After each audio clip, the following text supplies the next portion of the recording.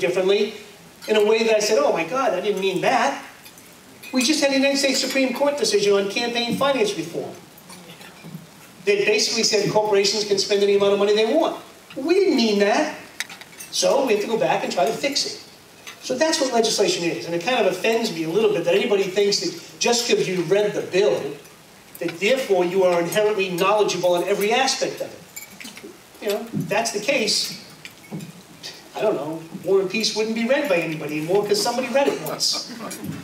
So that's what's going on. You're right. Healthcare is the major topic of debate at the moment, and I do not know how it's going to turn out. We are also in the middle of a political season. Now, we're always in the middle of a political season, but this is no different. Now we're getting to the real crunch time. And this is a political issue. And it should be. It amazes me that somehow people think the important issues of the day should be above politics. Oh, really? That's how you feel if I agree with you. But when I disagree with you, oh, he's just a political hack. These are critically important issues. And you want, I think, you should want, politicians who reflect the view of their constituents. Now, some people say that's just putting your finger in the air, and sometimes it is. But when I vote against the interest of my constituents, yeah, I lose an election. That's a good system. You've all worked in foreign countries. You know that it's a pretty good system, with all of its flaws. We should reflect the views of our constituents to the best of our ability, and when we don't, we should stand up and say, I love you dearly, but I respectfully disagree. So that's what's going on. This is a very complicated, very important issue that has a lot of political things at stake. I love it. I'll tell you why I love it.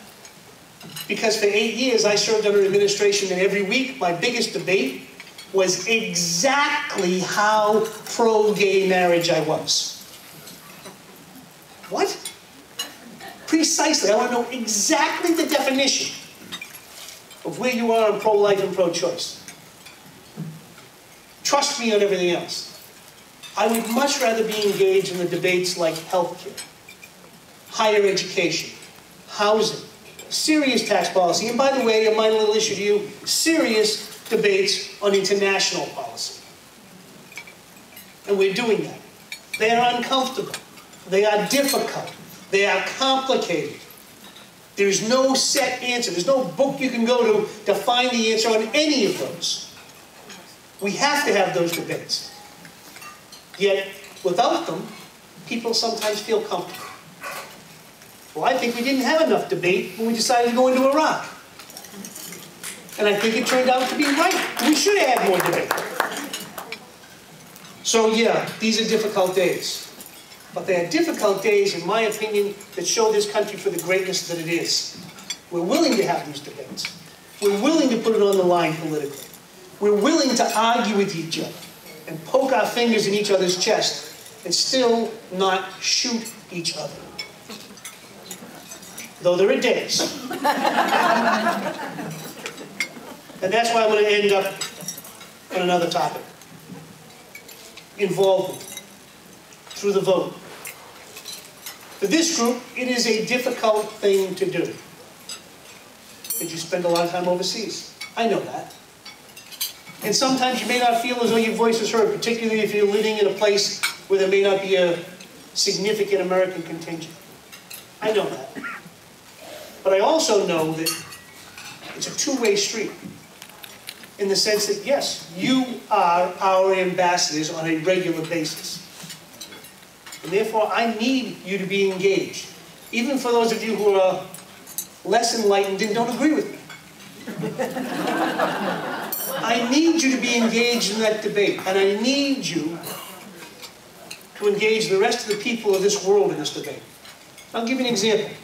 I was in Brazil at one point with a group of members. We went to the Brazil Parliament, whatever they call it. And it was kind of just after we had gone, it was a couple of years after we went into Iraq. And they were all worked up. A couple of members were all worked up. Well, I'm good. I'm fine. Thank you. A couple of them wanted to poke their finger in our chest and say, you know, you're ruining the world, America stinks, and why'd you invade Iraq, and blah, blah, blah. And I voted against that action, and I felt strongly about it. And I still do. And the other people on the Codell had voted for it, and they were kind of attacking them. Well, it only took about 5 minutes, and I finally jumped up and said, hey guys, I don't mind you raising the issue, but you have no right and no basis in fact for calling America a colonialist country. Now, I voted against this, and I agree with you on the substance of it, but you're dead wrong in trying to paint us as a big bad country looking to take over every little country in the world. We have our problems, we're not perfect, we have our internal debates, but you need to understand, without America, there'd be no free world. And you wouldn't be able to stand here and yell at us.